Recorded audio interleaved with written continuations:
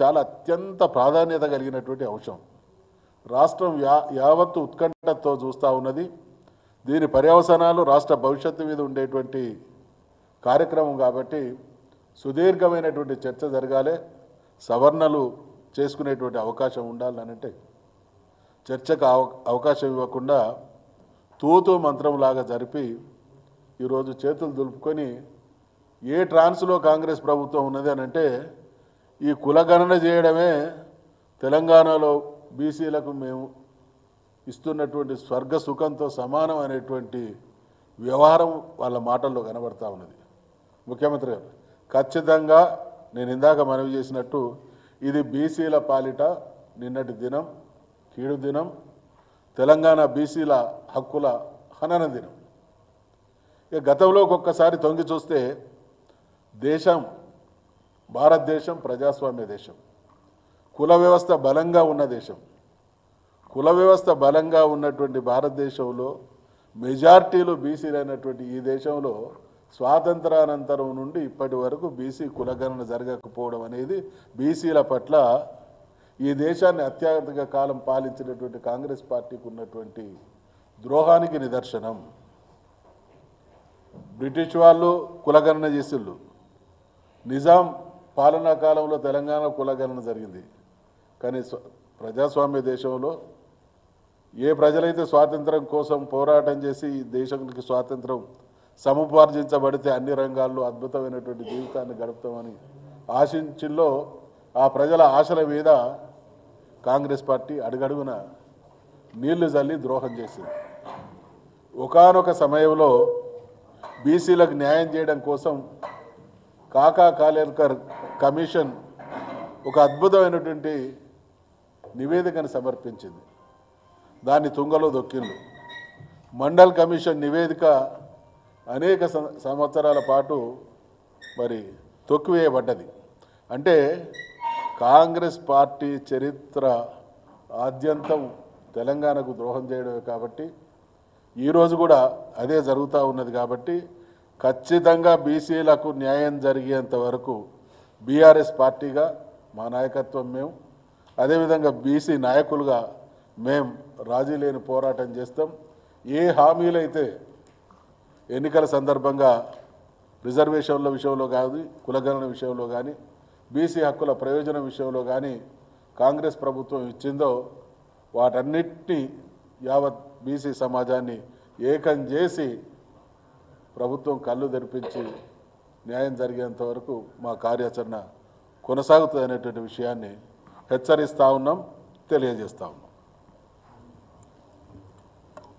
అందరికీ నమస్కారం. గౌరవ పత్రికా సోదరు అందరికీ నమస్కారం.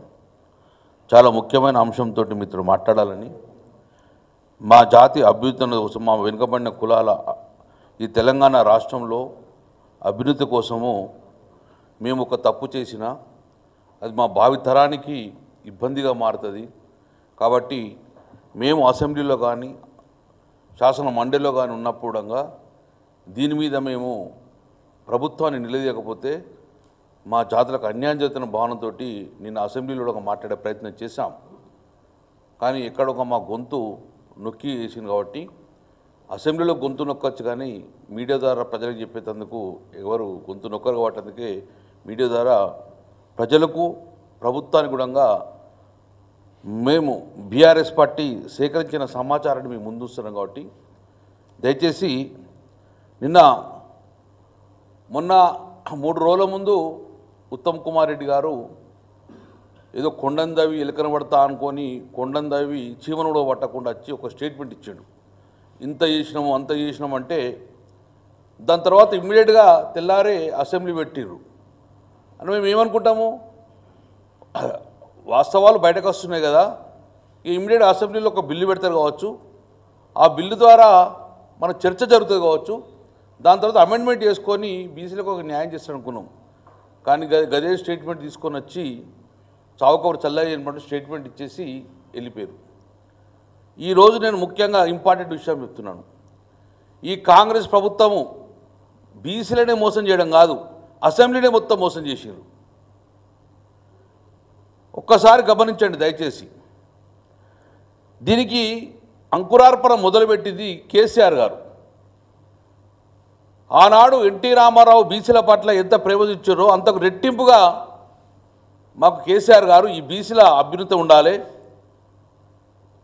సగానికి పైగా ఉన్న బీసీలు సగానికి పైగా ఉన్న జనాభాకు మనం న్యాయం చేయాలనే ఉద్దేశంతో 16/11/2021 నవంబర్ 11, 2021 కేసీఆర్ గారు ముఖ్యమంత్రిన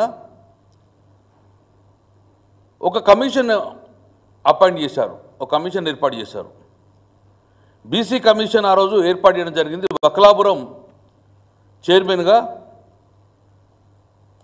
జీవో నెంబర్ 9 ఇవ్వడం జరిగింది. ఇది జీవో నెంబర్ 9 కేసీఆర్ గారు ఇచ్చింది. వకలాపురం మోహన్ గారు, కృష్ణమోహన్ గారు, ఉపేంద్ర గారు, శుభప్రసాద్ పటేల్ గారు, కిషోర్ గౌడ్ గారు కమిషన్ బీసీ వెల్ఫేర్ ద్వారా ఒక జీవో ఇచ్చిండ్రు. ఏమని ఇచ్చిండ్రు?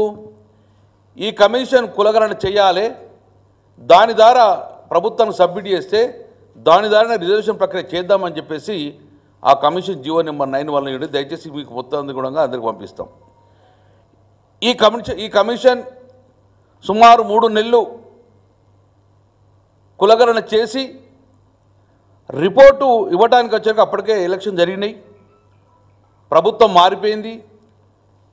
దురదృష్టవశాత్తు ఈ కాంగ్రెస్ ప్రభుత్వం ఏర్పడ్డది.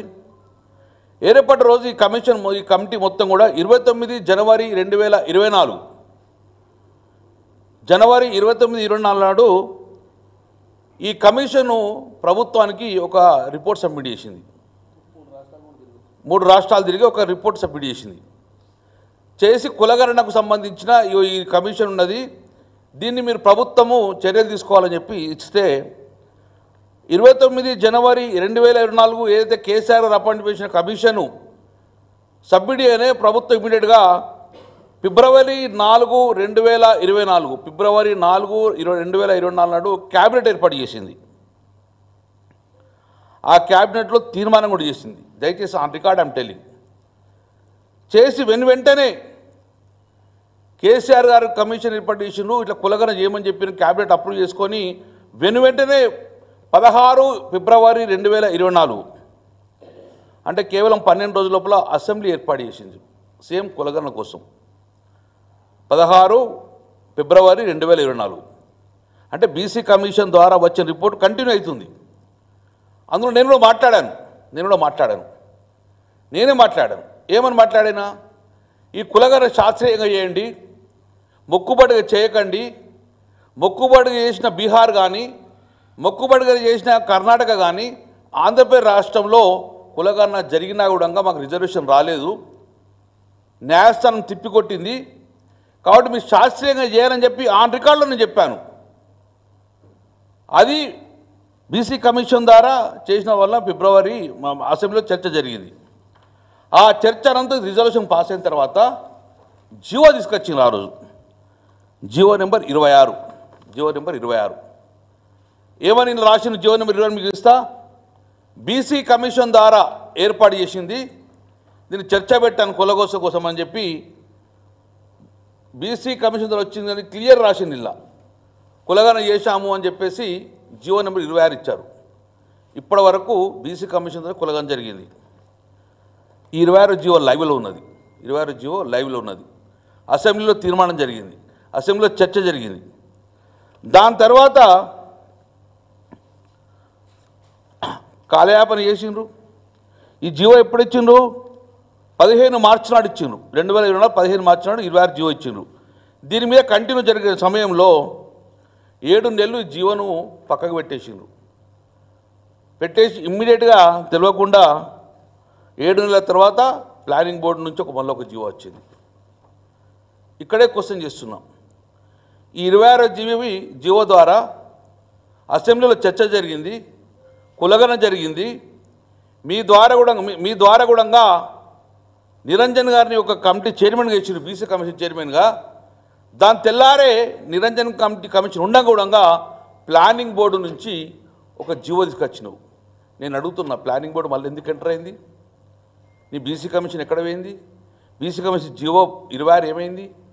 నీ బీసీ కమిషన్ నిరంజన్ కమిటీ ఉన్నది కదా, వాళ్ళు ఏం చేస్తుండ్రు? 26 జీవోను కిల్ చేసేసి పక్కకు వారేసి 18వ జీవో తీసుకొచ్చి ప్లానింగ్ బోర్డు వచ్చింది. ప్లానింగ్ బోర్డు ఎందుకు ఎంటర్ అయింది? ప్లానింగ్ బోర్డు ఏం చేస్తుంది? ప్లానింగ్ బోర్డు సంబంధం ఏంది? ప్లానింగ్ బోర్డు 18 నాడు ఎంటర్ చేసిండ్రు. ఈ 18 జీవోని తీసుకొచ్చి ఇప్పుడు 10/10/2024 ఈ 18 జీవో తీసుకొచ్చారు. నేను ఎందుకోసం చెప్తున్నా అంటే ఇగో ఇట్లాంటి చర్య చేసింది కాబట్టి బీహార్ గవర్నమెంట్ ఏం చేసిందంటే కొట్టేసింది.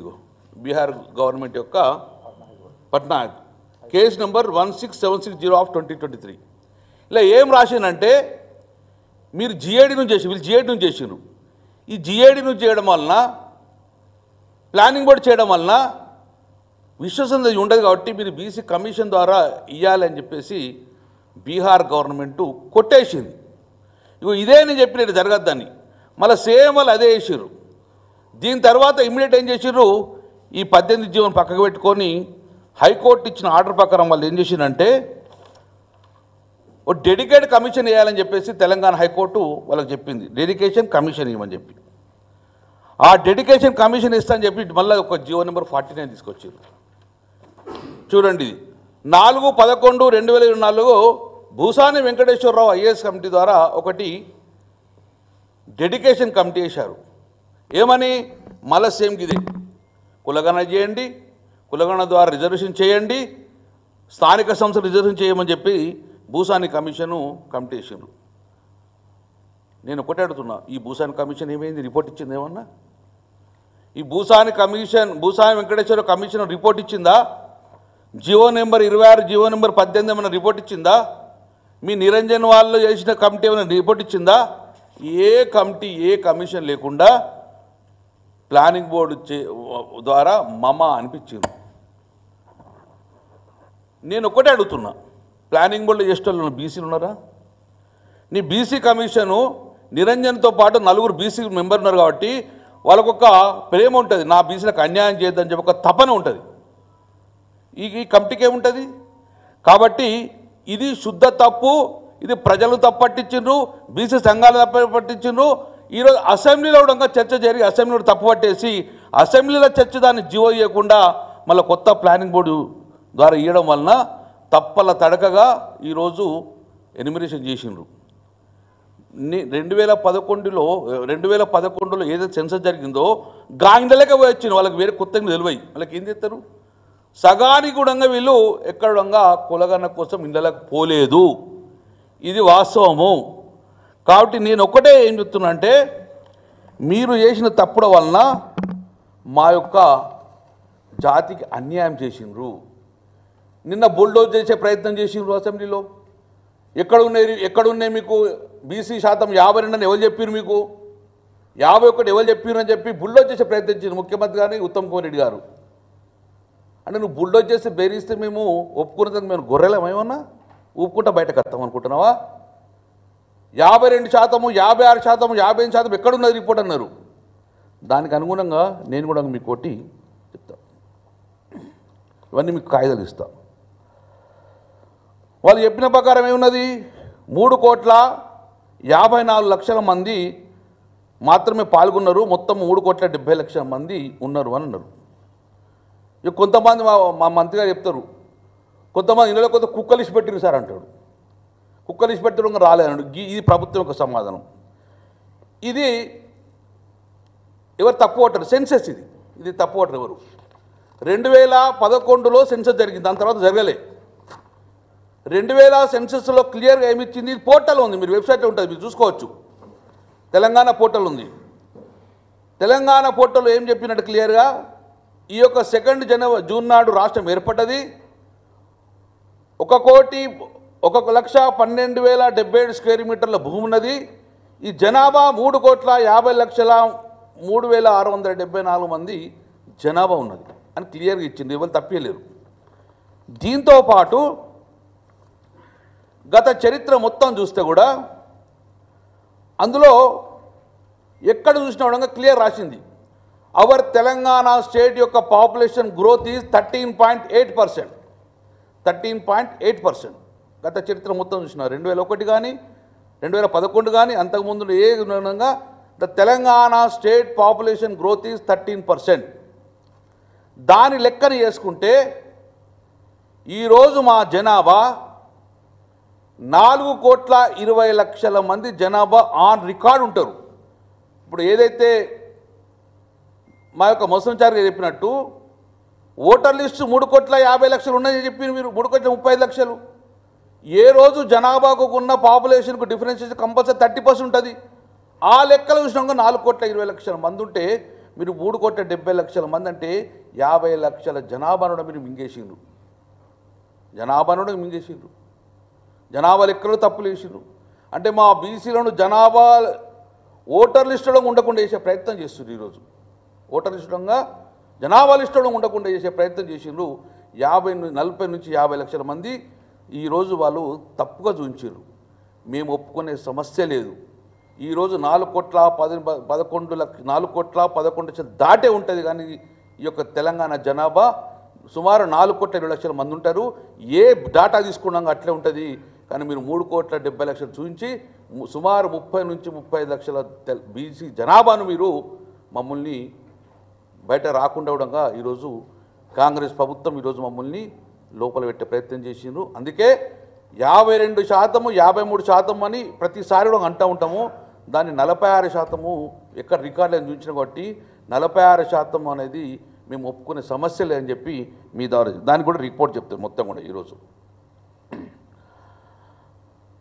తెలంగాణ స్టేట్ పాపులేషన్ 2001 నుంచి 2011లో 13.5 ఇంక్లూడ్ చేస్తే టోటల్గా మన జనాభా 4,11,00,000 ఒక్కటి కూడా తక్కువగా అని చెప్పి మీ ద్వారా నేను ఛాలెంజ్ జరుగుతుంది. అంటే 40-45 లక్షల జనాభా తక్కువ చేసుకుంటూ ఈరోజు 2011 సెన్సర్ ప్రకారం బీసీ పాపులేషన్ 1,80,00,000 మంది 2011లో.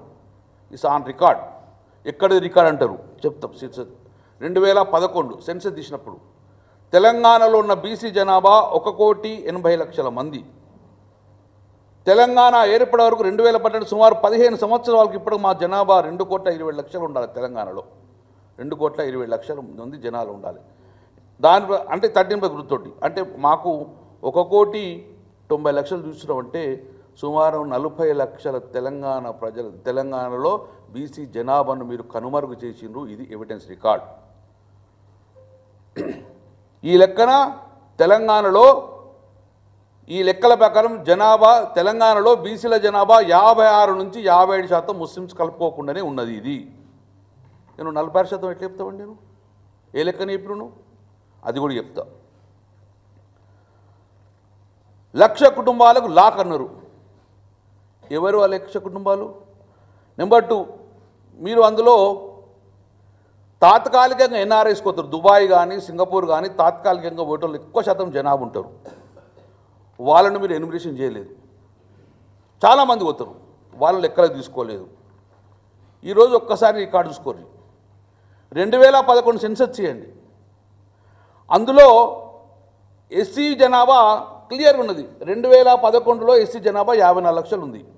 నిన్న మీరు ఇచ్చిన రికార్డులో 61 లక్షలు ఉంచారు. అంటే 13% గ్రోత్ అయింది. చూడండి ఇక్కడ 2011లో ఎస్సీ పాపులేషన్ గవర్నమెంట్ ఇచ్చింది 54 లక్షలు.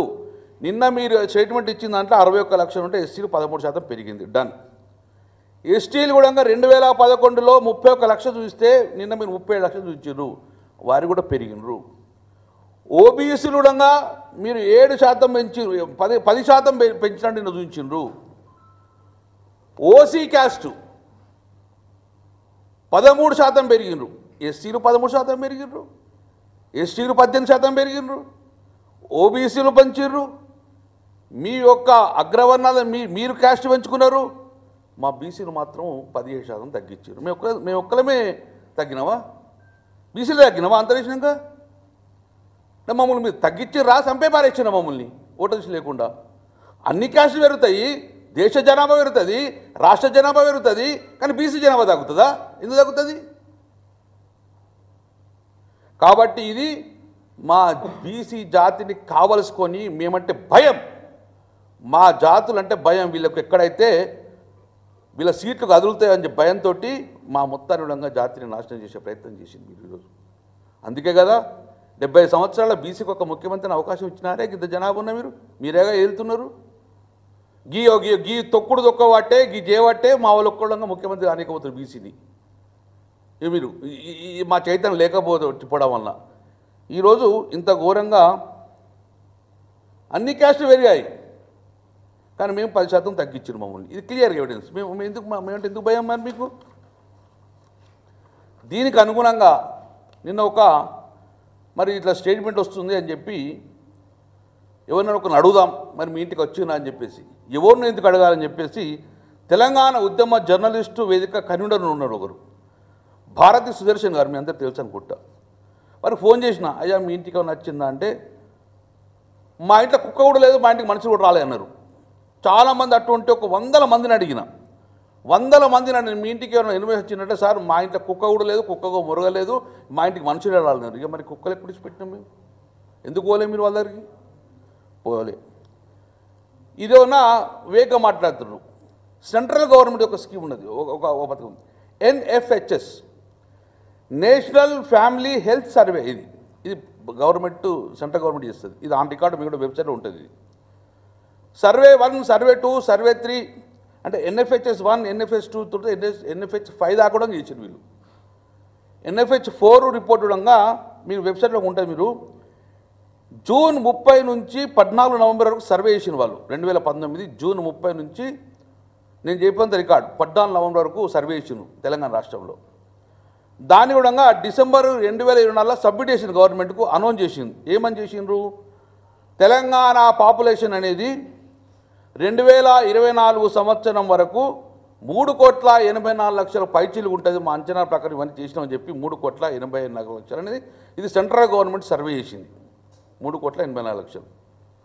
NSSO, national sample survey organisation, వాళ్ళు క్లియర్గా ఇచ్చిండ్రు, బీసీలు ఇక్కడ 57% ఉన్నారు అని చెప్పి క్లియర్ ఇచ్చిండ్రు సెంట్రల్ గవర్నమెంట్ స్కామ్. మరి ఇవన్నీ చేసిన తర్వాత మీకు ఏ రిపోర్ట్ ప్రకారం మన 46% వచ్చింది? మేము ఎందుకు 46% మీరు మీ లెక్కల గ్యారెంటీ చేసుకున్నారా? మీరు కొట్టేసిన మొత్తము ఇవన్నీ ఎవిడెన్స్ ఉన్నాయి కదా మీకు. ఫస్ట్ మీరు తప్పు చేసిండ్రు, మీరు జీవోనే తప్పు చేసిండ్రు. ఇప్పుడు రేపు పొద్దున ఇవే జీవోలు పెట్టుకొని ఏమైనా కోర్టుకొస్తే కొట్టేస్తారు కదా, నేనేం చేయాలి?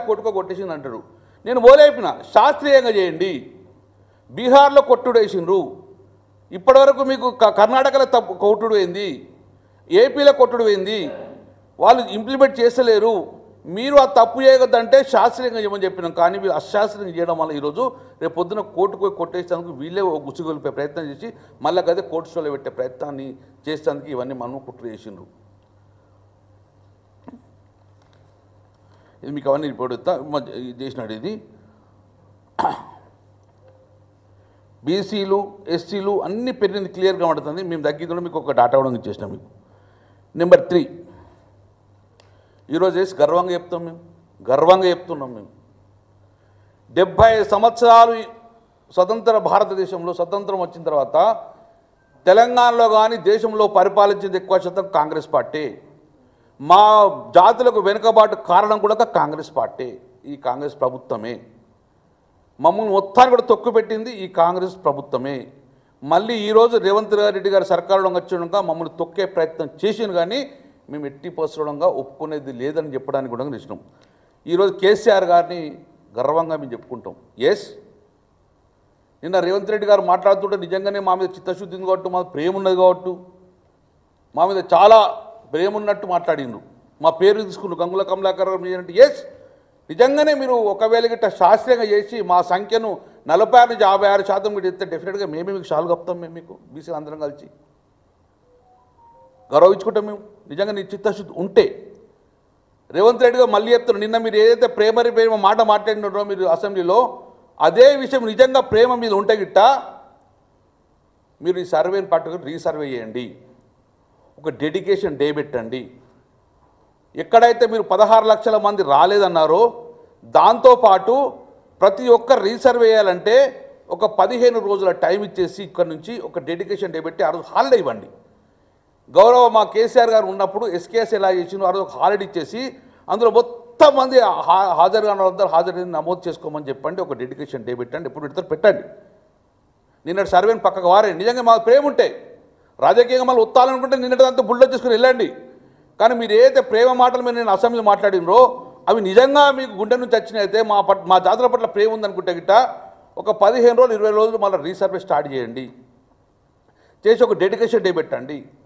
పెట్టి ఆ రోజు మొత్తం కూడా మీరైతే ఒక గ్రామం పోతే ఒక ఓటర్ లిస్ట్ వస్తుంది. ఆ ఓటర్లు నా పేరు ఉందా లేదని చూసుకుంటారు.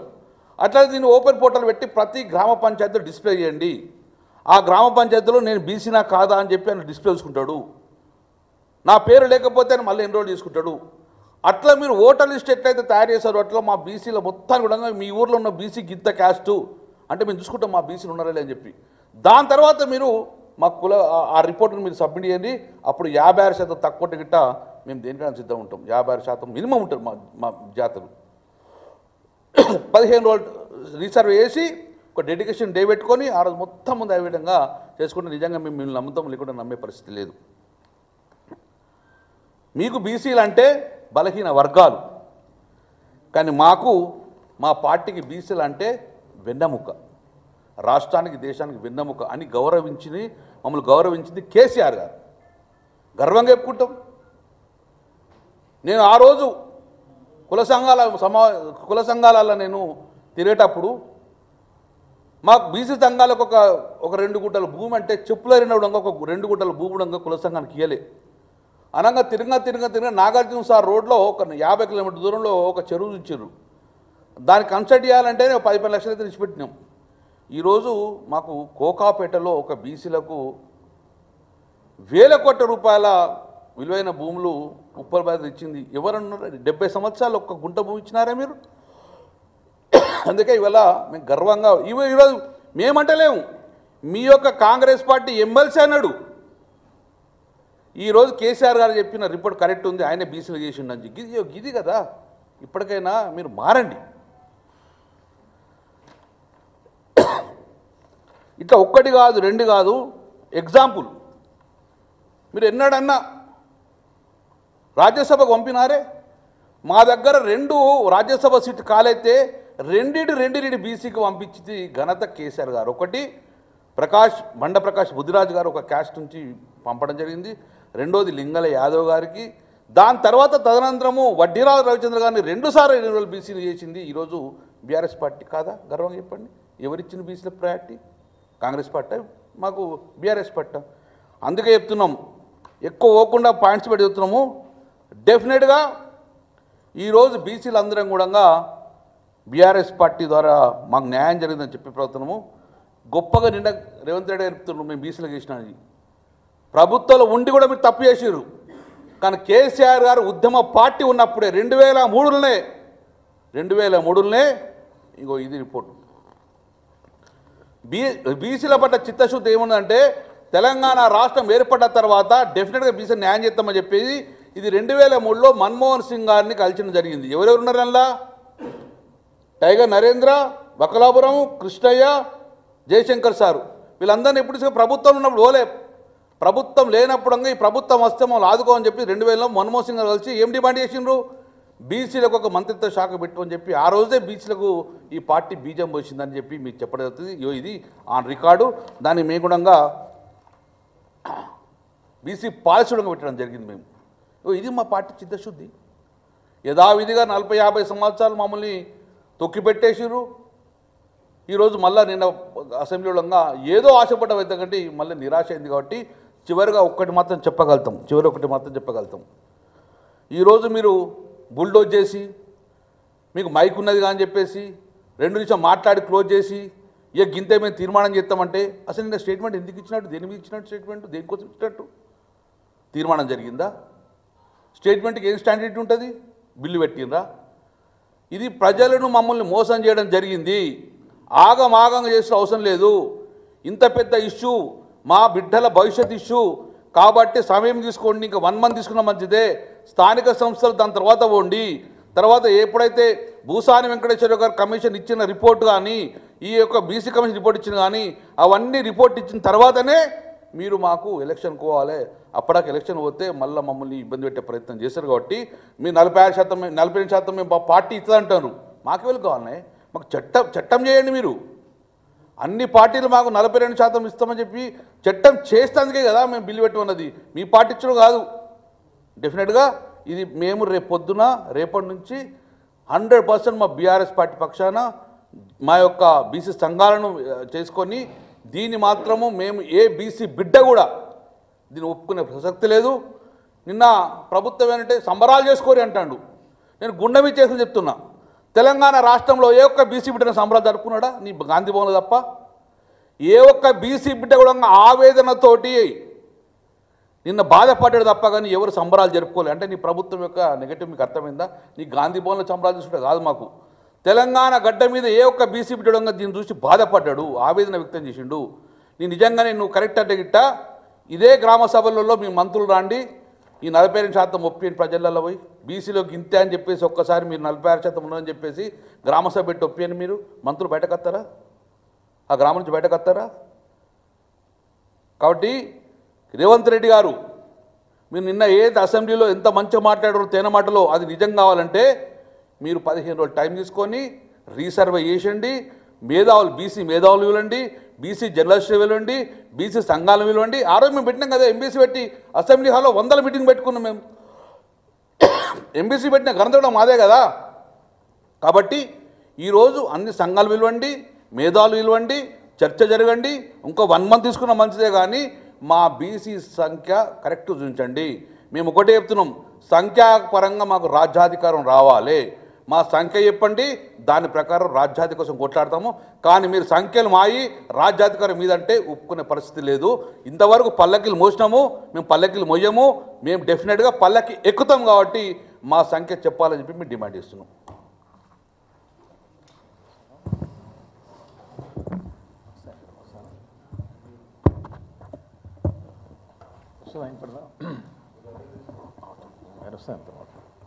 అందరికీ నమస్కారాలు. మరి నిన్న ముఖ్యమంత్రి గారు అసెంబ్లీ సమావేశాల్లో ఒకటే రోజు సమావేశం, అత్యవసర సమావేశం ఏర్పాటు చేసి ఇంత ప్రధానమైనటువంటి అంశాలని మరి ఎక్కువ సమయం తగినంత సమయం ఇవ్వకుండా ఏదో నామమాత్రంగా వారికి బడుగు బలహీన వర్గాల పట్ల, దళితుల పట్ల ప్రేమ ఉన్నట్టు మరి నటన చేసి నమ్మించే ప్రయత్నం చేశారు. మరి నిన్న వారి యొక్క స్టేట్మెంట్ కూడా ఫిబ్రవరి 4, 2025 రోజు చరిత్రలో నిలిచిపోయే రోజు. మరి దాన్ని వారు తెలంగాణ సోషల్ జస్టిస్ డేగా పరిగణించాలా ఇప్పటి నుంచి అని చెప్పారు. మేము దానికి తీవ్రంగా వ్యతిరేకిస్తూ ఉన్నాం. నిన్నటి రోజు చీకటి రోజు, బడుగు బలహీన వర్గాల వారిని వంచిన రోజు, నిన్న బడుగు బలహీన వర్గాల ప్రజలని మోసం చేసిన రోజు. మరి నిన్న తెలంగాణ సోషల్ జస్టిస్ డే కాదు, తెలంగాణ సోషల్ ఇంజస్టిస్ డే.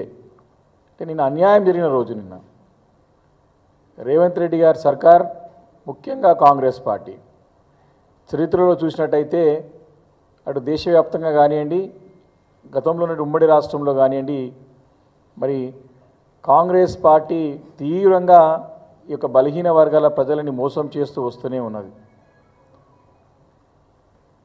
మరి ఇంతకుముందు పెద్దలు మధుసూదనాచారి గారు ఒక మాట చెప్పినారు. 1952లోనే కేల్కర్ కమిషన్ చాలా స్పష్టంగా బీసీలకు కల్పించాల్సినటువంటి రిజర్వేషన్స్తో పాటు వారికి విద్య, ఉద్యోగ, అదేవిధంగా రాజకీయంగా ఏ రకమైనటువంటి అవకాశాలు కల్పించాలా, ఏ రకంగా ఈ వర్గాలన్నీ కూడా వెనుకబడ్డాయో అని చాలా స్పష్టంగా 1952లోనే కేల్కర్ కమిషన్ చాలా స్పష్టమైన రిపోర్ట్ ఇచ్చింది. దాని దాదాపు 4 దశాబ్దాలు దాచిపెట్టి తొక్కిపెట్టి కాంగ్రెస్ పార్టీ దేశవ్యాప్తంగా బలహీన వర్గాల వారిని మోసం చేస్తూ వస్తూ ఉన్నది. తర్వాత ఎంతోమంది మరి బలహీన వర్గాల బీసీలకు చెందినటువంటి నాయకులు అటు న్యాయ పోరాటం చేసి అనేక పోరాటాలు చేసిన తర్వాత మండల్ కమిషన్ ఏర్పాటైన తర్వాత కూడా ఆ మండల్ కమిషన్ కూడా తొక్కిపెట్టే విధంగా మరి ప్రయత్నాలు జరుగుతూనే వచ్చినాయి. చివరిగా మరి మనం చూసినట్టయితే, చరిత్రలో చూసినట్టయితే కాంగ్రెస్ పార్టీ మరి నేత అయినటువంటి స్వర్గీయ రాజీవ్ గాంధీ గారు రికార్డులో, పార్లమెంట్ రికార్డులో బీసీ జనగణనకి, బీసీ సెన్సస్కి, బలహీన వర్గాల వారికి వ్యతిరేకంగా మాట్లాడినటువంటి రికార్డ్స్ ఈరోజు పార్లమెంట్లో ఉన్నాయి.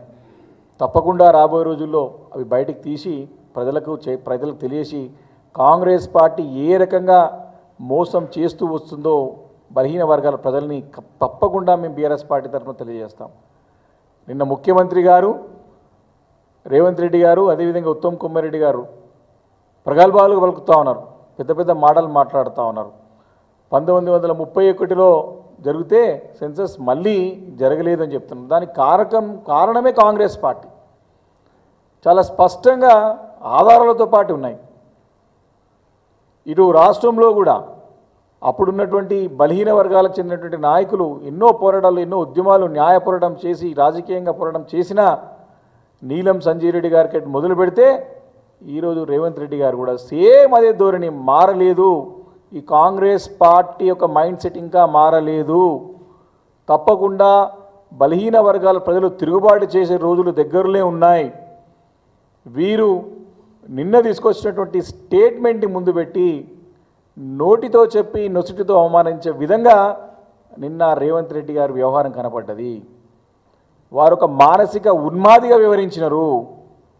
దీంట్లోని అంశాలన్నింటినీ కూడా పరిలోకి తీసుకొని దీంట్లో ఉన్నటువంటి లొసుగులన్నింటినీ కూడా మరి బయట పెట్టేసే ప్రయత్నం బీఆర్ఎస్ పార్టీ చేస్తే గొంతు నొక్కే ప్రయత్నం చేసింది. ఇంత ప్రాధాన్యత కలిగినటువంటి అంశం ఇది.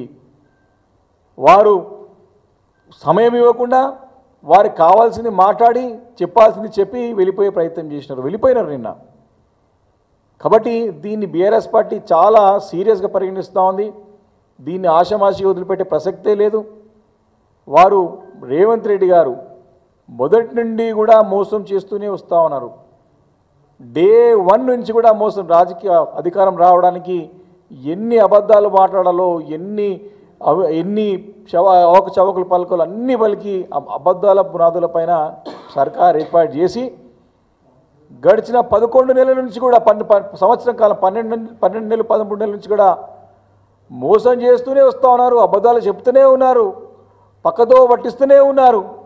నిన్న కూడా బలహీన వర్గాలు బీసీలకు సంబంధించినటువంటి ప్రధానమైన సబ్జెక్టులో కూడా టోటల్గా ఆ సర్వే అంతా కూడా ఫాల్స్ సర్వే, అది అంతా కూడా బూటకమైన సర్వే. అది ఆ సర్వేలో వారు చూపెట్టిన 75 ప్రశ్నలకి ఎవ్వరు కూడా సమాధానం చెప్పలేదు. ప్రజలు ఈ సర్వేని సహకరించలేదు, దీన్ని యాక్సెప్ట్ చేయలేరు. వారి యొక్క సర్వే కాపీలు రోడ్లపైన పడే పరిస్థితి చూసినాం మనం. కాబట్టి దీనికి ఈ సర్వేకి ఎలాంటి శాంక్టిటీ లేదు. వారు శాస్త్రీయ పద్ధతులు కూడా చేయలేదు. అంతగా అది కాకుండా ఈ యొక్క బీసీ వర్గాలకి రిజర్వేషన్స్ రాజకీయంగా కల్పించాలన్నా ఖచ్చితంగా సుప్రీంకోర్టు నిబంధనల ప్రకారం ట్రిపుల్ థ్రెస్ట్ పాస్ కావాలా. మొదటిది బీసీ మంత్రిత్వ శాఖ కానీ బీసీ మంత్రిత్వ శాఖ ద్వారా కానివ్వండి సపరేట్గా డెడికేషన్ కమిషన్ వేసి దాంట్లో నోడల్ ఏజెన్సీని అపాయింట్ చేసి వారి పర్యవేక్షణలో చట్ట సవరణ చేసి బీసీ కమిషన్ ద్వారా డెడికేటెడ్ కమిషన్ ఏర్పాటు చేసి సపరేట్గా నోడల్ ఏజెన్సీ ఏర్పాటు చేసి వీరి యొక్క ఆధ్వర్యంలో సపరేట్ నిధులు కేటాయించి వారి ఆధ్వర్యంలో నడవాల్సినటువంటి ఈ యొక్క కులగణన కేవలము మన రేవంత్ రెడ్డి గారు తను ట్యాంపరింగ్ చేయడానికి పెట్టుకో విధంగా ప్లానింగ్ డిపార్ట్మెంట్ చూసుకొని తన ఆజిమాయిస్తో తన ఆధ్వర్యంలో జరిపి ఈరోజు అన్నీ కూడా ట్యాంపరింగ్ చేసి తప్పుడు తడకలుగా తయారు చేసి దాన్నే పెట్టి అసెంబ్లీలో నిజం చేసే ప్రయత్నం చేస్తూ ఉన్నారు. రిపోర్ట్ పెట్టడానికి అసెంబ్లీ సమావేశం అవసరమా?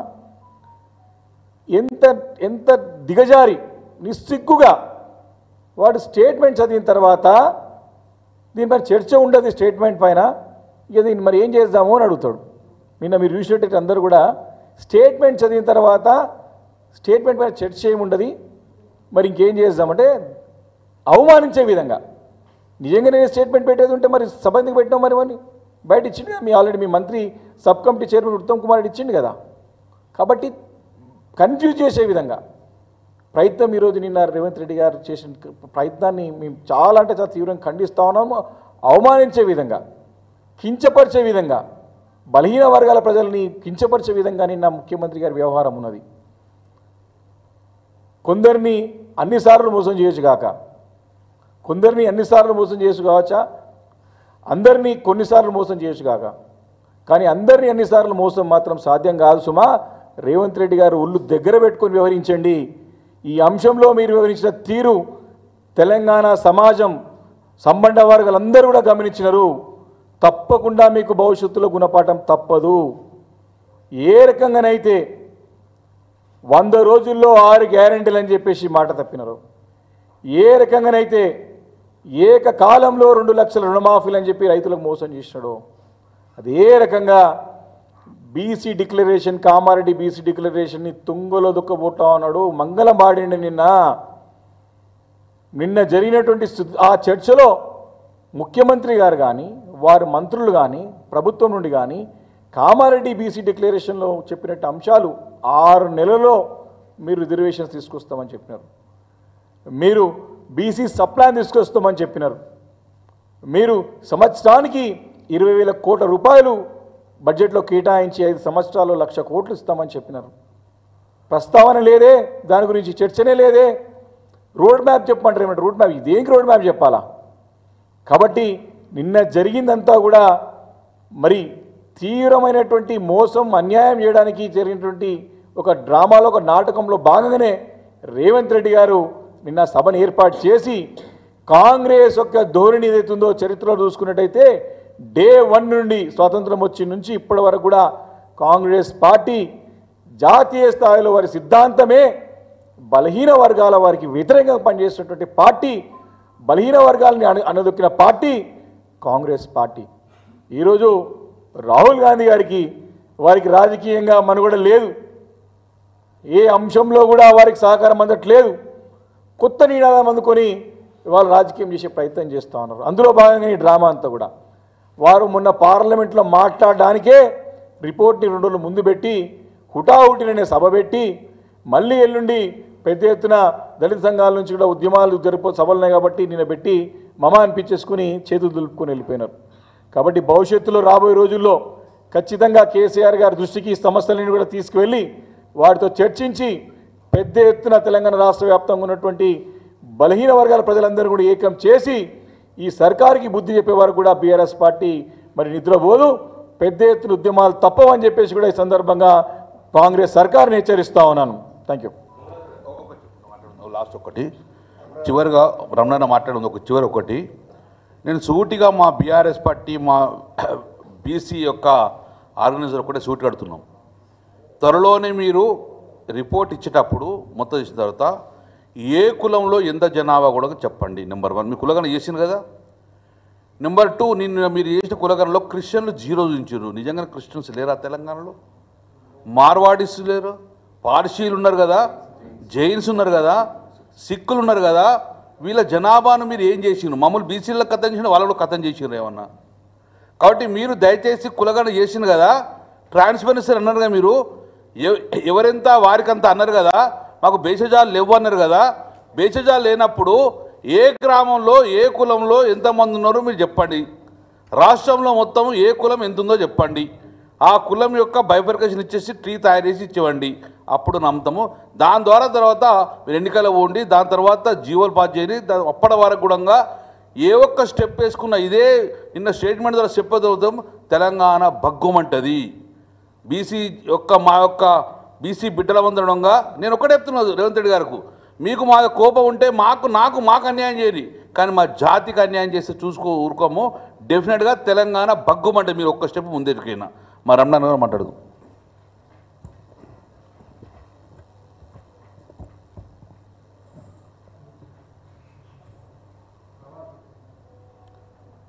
గౌరవ పెద్దలకు, పత్రికా మిత్రులకు, ఎలక్ట్రానిక్ మీడియా అందరికీ నమస్కారం. గౌరవ మధుసూదనాచారి గారు, గౌరవ కమలాకర్ గారు, గౌరవ వివేక్ గారు మాట్లాడిన అంశాలన్నీ కూడా తెలంగాణ రాష్ట్రంలో ఉన్నటువంటి బలహీన వర్గాలకు 2023 అసెంబ్లీ సాధారణ ఎన్నికలలో కాంగ్రెస్ పార్టీ సామాజిక న్యాయం పేరు మీద ముందుకు వచ్చి తెలంగాణలో ఉండేటువంటి బీసీలకు 77 ఏళ్ల స్వాతంత్ర చరిత్రలో జరిగినటువంటి అన్యాయాన్ని సరిదిద్దామని చెప్పని, కాంగ్రెస్ పార్టీ కనువిప్పు జరిగిందని చెప్పని, ప్రభుత్వంలో ఉన్నప్పుడు ఈ వర్గాలకు మేము సరైన న్యాయం చేయలేకపోయినాం, అవకాశం ఇచ్చినట్టయితే ఈ వర్గాలకు న్యాయం చేస్తామని చెప్పని అధికారం రావడం జరిగింది. అధికారంలోకి వచ్చినటువంటి కాంగ్రెస్ ప్రభుత్వం రేవంత్ రెడ్డి ముఖ్యమంత్రిగా బీసీలకు కులగణనతో సరైన న్యాయం చేస్తామని చెప్పని కామారెడ్డి బీసీ డిక్లరేషన్లో 42% రిజర్వేషన్లతో పాటు అన్ని విధాలుగా ఆదుకుంటామని చెప్పని నిన్న పచ్చి మోసం దగ అసెంబ్లీ వేదికగా శాసనసభ వేదికగా స్పష్టంగా కనబడ్డది. మరొకసారి తెలంగాణ రాష్ట్రంలో ఉండేటువంటి బీసీలకు దగా వేసినటువంటి చరిత్ర కాంగ్రెస్ పార్టీది. ఒకవైపు లోకసభలో తెలంగాణ రాష్ట్రంలో 90% బడుగు బలహీన మైనార్టీ వర్గం అని చెప్పినటువంటి రాహుల్ గాంధీ గారి ప్రసంగం నడుస్తుంటుంటే తెలంగాణలో మాత్రం ఉన్నటువంటి జనాభాను తగ్గించే విధంగా ఉన్నటువంటి శాతాన్ని తగ్గించే విధంగా ఈ ప్రభుత్వ నివేదికలు స్పష్టంగా కనబడ్డాయి. కులగణన అదేవిధంగా ఎకనామిక్స్ ఏదైతే ఆర్థిక సర్వే ఉందో అది నిన్న వాస్తవంగా తీర్మాన రూపకంగా ముందుకు రావాలా, తీర్మానాన్ని ఆమోదం చేయాలా. అదేవిధంగా రాష్ట్ర ప్రభుత్వం చేపట్టబోయేటువంటి వాటన్నింటి కూడా స్పష్టంగా తెలంగాణ సమాజంలో అన్ని వర్గాలకు చెప్పాల్సిన గురుతర బాధ్యత ఉండే. కానీ నిన్న 23% ఉన్నటువంటి బీసీ రిజర్వేషన్లు కొనసాగిస్తాం, 19% బీఆర్ఎస్ బీజేపీ ఇస్తారని చెప్పంటున్నారు. అనే ముందు మీ శుద్ధశుద్ధి ఒకసారి గమనించాలా. అసెంబ్లీ ఎన్నికల్లో ప్రతి పార్లమెంటుకు 2 అసెంబ్లీ స్థానాలు కేటాయిస్తే బీసీలకు అని చెప్పన్నారు. ఎక్కడ పోయినా ఆ స్థానాన్ని చెప్పని మనవి చేస్తున్నా. ఇచ్చినటువంటి స్థానాలు కూడా అక్కడ బలహీనమైనటువంటి పరిస్థితిలో కాంగ్రెస్ పార్టీ ఉన్న చోట బలమైన సామాజిక వర్గాల చోట ఇచ్చి మమ అనిపించరే. కానీ ఈ రోజున్నటువంటి మీ 64 మంది శాసనసభ్యులలో ఎంతమంది ఎమ్మెల్యేలు నుంచి విషయాన్ని కూడా స్పష్టంగా మీరు తెలంగాణ సమాజం చెప్పాలా. అదే 18 మంది క్యాబినెట్ అవ్వాల్సిన దాంట్లో 12 మంది క్యాబినెట్ సభ్యులు ఉంటే ఎంతమంది బీసీ బిడ్డలు అందరూ 20 మంత్రులుగా ఉన్నారు. అంటే మీ చేతిలో ఉన్న అధికారాన్ని సక్రమంగా వినియోగించకుండా మో చేతికి బెల్లం పెట్టి నాకించే విధంగా కాంగ్రెస్ పార్టీ విధానం నిలబడుతుంది. కనుక కేసీఆర్ గారి నాయకత్వంలో మార్గదర్శకంలో బీఆర్ఎస్ పార్టీలో ఉండేటువంటి పార్లమెంటు సభ్యులు, శాసనసభ్యులు, శాసనమండలి సభ్యులు తెలంగాణ వ్యాప్తంగా మేము పర్యటన చేస్తాము. తెలంగాణ వ్యాప్తంగా ఉండేటువంటి బీసీ సంఘాలతో కలుపుకొని ముందుకెళ్తాము. బీసీ సమాజాన్ని చైతన్యపరుస్తాము.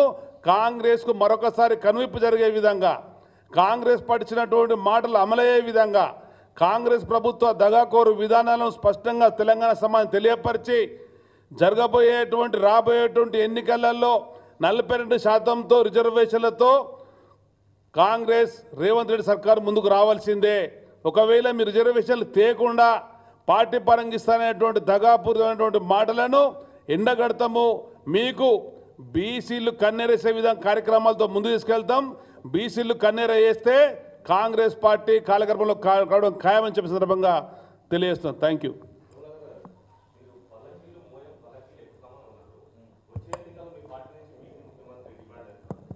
మేమేమంటాము, 70 సంవత్సరాలు ఈ దేశాన్ని పరిపాలించింది, ఈరోజు రాష్ట్రంను పరిపాలించింది కాంగ్రెస్ పార్టీ.